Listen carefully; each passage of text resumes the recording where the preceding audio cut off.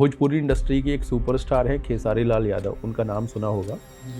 हाल ही में उन्होंने एक सोशल मीडिया पोस्ट किया था जिसमें उन्होंने ये लिखा था कि प्रेमानंद महाराज जी पाप धोने की कोई मशीन नहीं है। आप इसको किस तरीके से देखते हैं? क्या जिसने पाप किया है, क्या वो व्यक्ति गुरुओं के दर्शन नहीं कर सकता? बिल्कुल कर सकता है। बात ऐसी है, हर एक संत के पास लोग जाते ही हैं।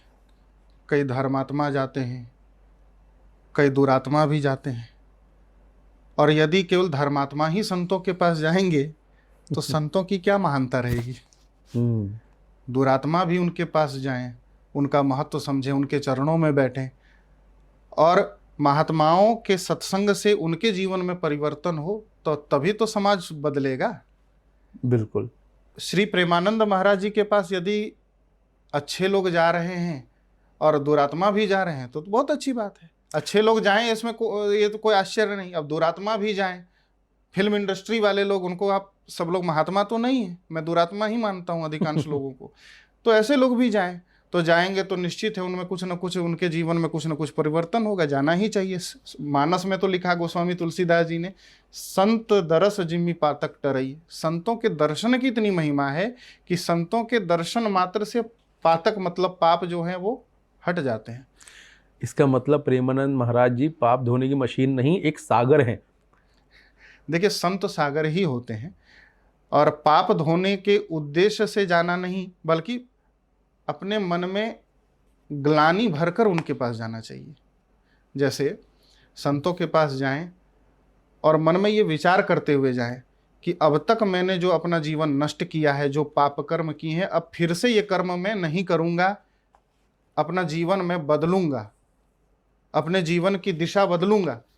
ये मन में विचार लेकर संतों के पास जाएं तो उनको लाभ होगा। यदि पाप धोने की बात जहां तक है, तो पाप तो आप धोएंगे, बाहर निकलेंगे, फिर से पाप में आप लग जा रहे हैं, तो कितना पाप धोते रहेंगे आप। बिल्कुल।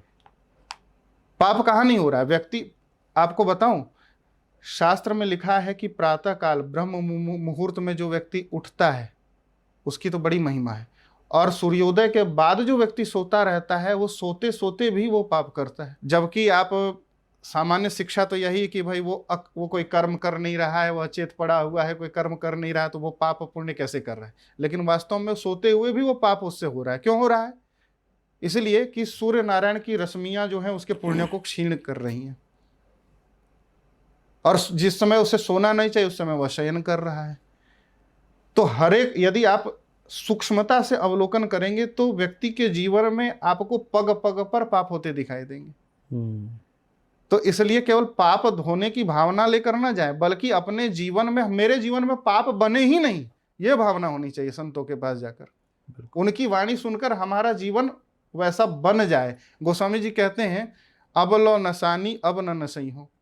अब तक मैंने अपना जीवन नष्ट कर दिया, पर अब नहीं करूंगा। अब तक जो बर्बाद हो गया सो तो हम लौटा नहीं सकते, सुधार नहीं सकते, लेकिन आगे का जितना समय बच गया है वो मेरे हाथ में है। वो मैं निश्चित ही भगवान का भजन करके, धर्म का आचरण करके अपना जीवन भगवान की प्रसन्नता में लगा दूंगा।